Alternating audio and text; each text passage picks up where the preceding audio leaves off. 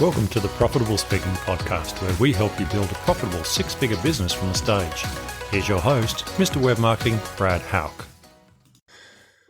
Welcome to episode 28 of the Profitable Speaking Podcast, where we empower you to become more impactful, more engaging, and a more profitable public speaker. Today, I have an exciting episode lined up for you. I'm going to look at the art of creating compelling conference presentations that captivate audiences and leave a lasting impression. A compelling speech is vital in today's fast-paced world, where attention spans are shorter, information overload is the norm. A well-crafted, engaging presentation not only captures the audience's attention, but it also leaves a lasting impact on their mind. By making a speech compelling, you increase the likelihood that your message will resonate with your listeners, driving them to take action, make a change, or adopt a new perspective. A compelling speech also elevates your credibility as a speaker, helping you to stand out from the crowd, and it fosters a strong connection with your audience. Ultimately, a captivating presentation is the key to effectively communicating your ideas and creating memorable experiences that will leave a lasting impression on your audience.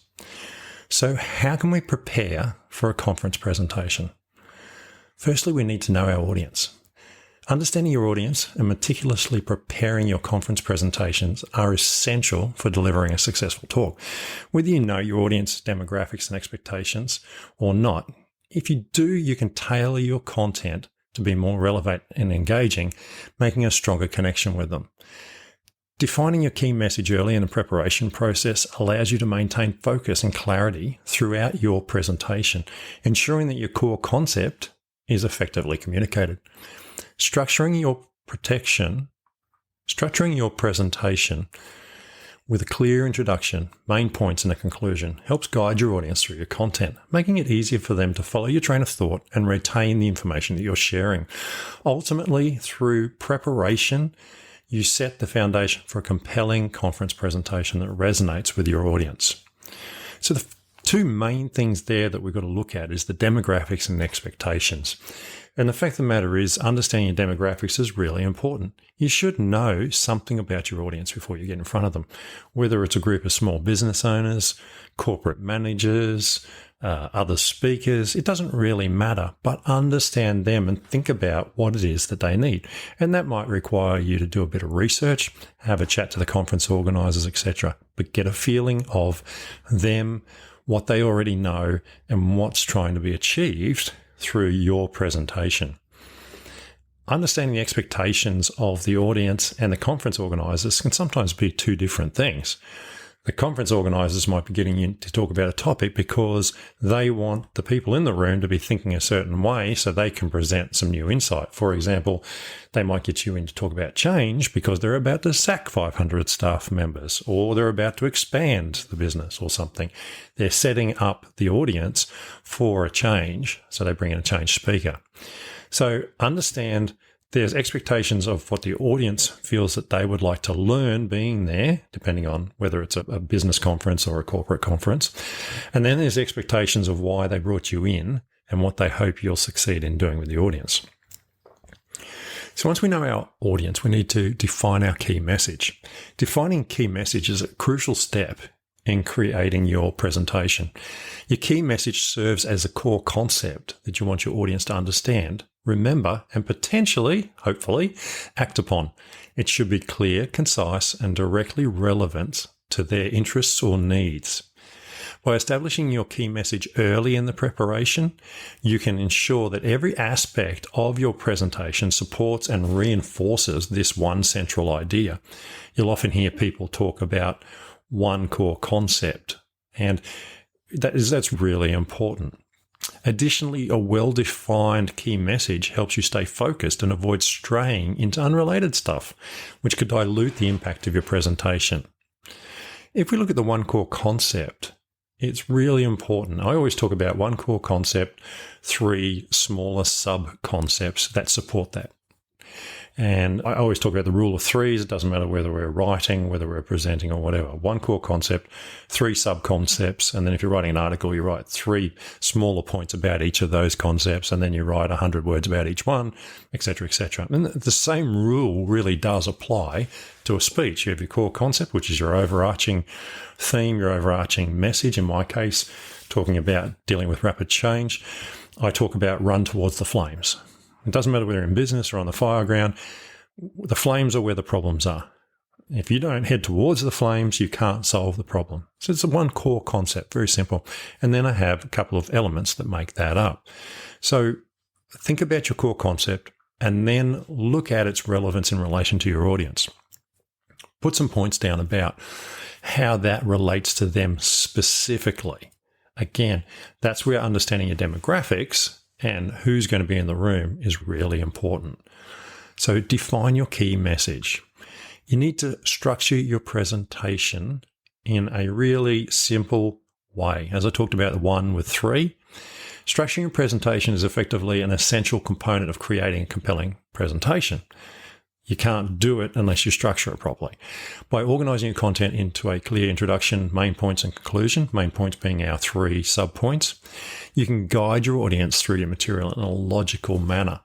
The introduction sets the stage. In other words, it gets people ready. It might have a story, something like that. It captures your audience's attention and it sets up a roadmap of what you're going to do. The main points should be organized in a way that support your key message, and they have clear headings so they understand when people are transitioning from one part of the presentation to the next part of the presentation. And finally, the conclusion summarizes those points, reinforces your message, and leaves your audience with a clear call to action or a thought-provoking idea. It's really important. So we've got our introduction, we get up there and we tell a story and we set the main message that we're trying to get. We then go through our 3 main points and we have little exercises to do and little questions and all sorts of things in those 3 main points. And then we pull it all together at the end with I always recommend a call to action. Get out there and do it. Ending. So that you don't leave people thinking, oh, what do I do now? The call to action might be a sale. Talk to me about how I can help you with that. It could be, do this tomorrow. Or over the next 3 weeks, I want you to each day list these 3 things or whatever it happens to be. But make sure that it's quite obvious that your speech is coming to an end. Don't just end in the middle of a thought, okay? When you leave people hanging, it's very confusing for your audience. I was literally working on a speech this week and I went through the speech and practiced it a little bit. And then I got to the end and realized it was just like nowhere. I just hadn't finished it. I was sitting up in the middle of nowhere and I'm like, okay, this is not good. So I've now gone back and I've actually written the end properly and it's coming together. So another couple of days, it should be right. But it's really important. You don't just end abruptly just because you've got a time limit or something and you're trying to get all this information in and suddenly you just go, oh, and that's it. Well done. Don't do that. Okay. Think about what you're doing. Next thing we need to look at once we've got all that done is looking at designing visually appealing slides. Okay. Designing visually appealing slides plays a significant role in making your presentation more interesting. Effective slide design not only supports the spoken content, but also enhances your audience engagement and understanding. It's crucial you maintain a consistent layout and formatting through your slides, ensuring that they're easy to read and they look professional. Using visuals such as images, charts, graphs to help convey complex information is great, but make sure they're simple graphs, simple images. Striking the right balance between text and visuals is key to avoiding information overload. We've all heard about death by PowerPoint, okay? You do not want too much information on your slides. Be mindful of the things that annoy you and using distracting animations and things like that, which I recently saw in a presentation. It made the presentation very difficult to watch. Stick to simple, good pictures, good layout, good charts, good graphs, and clear information. One of the key things that I think works really well, and if you don't know what to do with your slides and you're confused about going forward, is just to use a photo. You can use a photo with one word on there or one sentence, and that is enough of a prompt for a professional speaker to be able to know what they're going to say. The picture represents something to the audience, so when you say about money and there's a picture of money on the screen, it reinforces what you're talking about. They're not distracted by the screen. They've got something to read, so suddenly they've got something to read, but there's not loads of information on there. There's just one word. Now, if you want to use some bullet points, that's great. Have a couple of bullet points.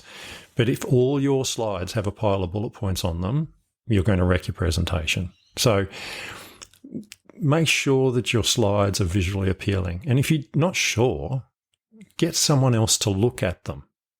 Okay, there's nothing more frustrating from my perspective, being involved in design and technology, is to see a speaker using 1985 style PowerPoint. It really hurts my brain. So please don't be that person. Get something modernized. Pay for someone to make it look nice if necessary. But even using some of the nice modern templates, you don't need to go too far down the road to get something that works effectively. Avoid common design mistakes. This is really important. One mistake is overloading your slides with too much text or visuals. Okay? This can make it difficult for your audience to absorb and retain the content. Instead, only put the essential information and use white space strategically to create a clean, uncluttered look. This is really important. White space is very powerful, whether it be on a handout or on a PowerPoint slide. It's the space around things. White space is unused space. While some animations may be effective in emphasizing a particular point, it's crucial to try and not use them at all if you possibly can. Ensure that if you do use them, they serve a purpose rather than merely providing a visual entertainment point. They are so distracting to the audience. So just remember, don't overload your slides and don't use distracting animations. Number 6, dynamic delivery and audience engagement. Dynamic delivery and audience engagement are critical components. Your body language, the tone of your voice can significantly influence how your message is received. Maintaining confident posture, eye contact, vocal variety, all those sorts of things can help convey your passion and your expertise and create a better connection with your audience. Incorporating interactive elements such as questions, discussions, live polls, quizzes can further enhance that engagement and encourage active participation. Also, you need to be able to manage your nerves. Okay, it's a key point in delivery, making sure that you deliver your presentation with confidence and poise. Okay. If we look at body language, the way you use your body language and tone during conference presentation has a significant impact on your audience. You need to be confident. Okay. There's no point in being on a stage if you're all shy and hiding. Get out there, pull on your suit of armor and go for it. Look at your audience. Find someone who's smiling. Make eye contact with them. I like the smiling people because at least it makes me feel like I'm doing the right thing. Use different vocal tones. So, if you're telling a story, you might like to quieten down a bit and tell them quietly. But then when an exciting part comes, you lift your voice up and away you go. Vocal control is really important on a stage. And using a microphone, you can still do that. If you find it's difficult, move your mic up and down. Learn some mic techniques. Remember, you've also got non-verbal cues as well. So using your hands, moving around the stage, different things like that help enforce a point of view or show people the impact of doing something. Again, you're on a stage, there's a large space around you and you're a small object, so you need to use more of it. If you hide behind a lectern, you're really going down the wrong track. You do not want to ever be behind a lectern. It is the worst place for a professional speaker because I got to be honest, I don't know what to do with myself when I'm behind a lectern. I feel like I've got to hold it and then I feel like I need to read something. And that is not the place for a professional. Okay. So get out there, use your posture, get eye contact, use your vocal skills and get connected with your audience through those. Handling nerves is also an important part of speaking. It's completely normal to experience some level of anxiety before and during a presentation. But effectively managing these nerves is crucial to a smooth, captivating delivery. Employing techniques such as deep breathing, listening to music, visualizing before you go on stage. Some people like to throw up. Everybody has their way of dealing with nerves, and we all get nerves to a degree. I find that the last 10 minutes before I go on stage, I'm a little bit edgy, tapping my foot a bit. Once I'm on stage and I've started and I'm a couple of minutes in, I'm as happy as a pig in mud. I love it. And that's why I like professional speaking. And you should get to that stage too, where you know that this is the place you're supposed to be. But remember that nerves are normal. It's being able to overcome them. As I said, I know speakers, very famous speakers to this day, who throw up before they go on stage every time, without fail. And as I said, it doesn't matter. Once I'm up there, I'm fine. It's just getting up there. So don't let yourself be stopped getting up. Deal with the nerves. Find your way of dealing with them. Breathing's a good way. Music's a great way. Pump yourself up with a bit of music. Get a playlist together for Spotify or something like that. I mentioned the conclusion. So ensuring you have a memorable conclusion is vital. The closing moments of your talk provide an opportunity to leave a lasting impression on your audience, reinforce your key points and messages, and it's really important that you start by summarizing your main points. Okay, so go back and say, in this presentation, I've talked about this and this. Why? Because I believe this. You'll have your own way of putting it together, but help them to recall the information, how it all ties together, and then provide a clear call to action or a thought-provoking idea that encourages your audience to take the next step. Whether that's implementing a new strategy, considering a different perspective, or engaging in further discussion with you or someone next to them. A strong, memorable conclusion serves to reinforce your message and leaves your audience feeling inspired, motivated, and hopefully eager to explore the topic further. That brings me to the end of another episode.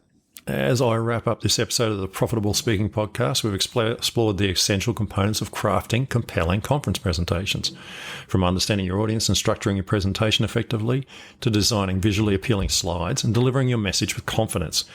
Each element plays a crucial role in engaging your audience and leaving a lasting impression. I'll share a range of insights and strategies and tips to help you elevate your presentations. Remember to focus on your key message, use engaging story techniques, and conclude with a strong call to action.